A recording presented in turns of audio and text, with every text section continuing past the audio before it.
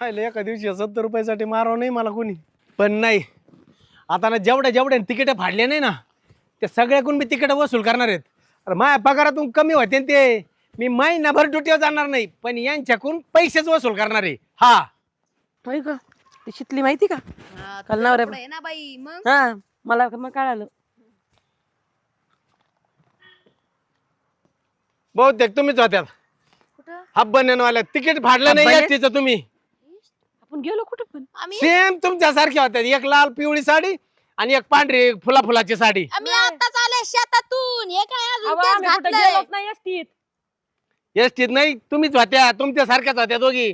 तुम्ही आज जर तिकिटाचे पैसे दिले नाही तर मी इथंच मुक्काम करणार. पैसे घेतल्याशिवाय जाणार नाही. ए बाबा बस थोडा लय थकून आला दिसतोय. पाणी पाणी देऊ पिणी तुम्हाला? आणते.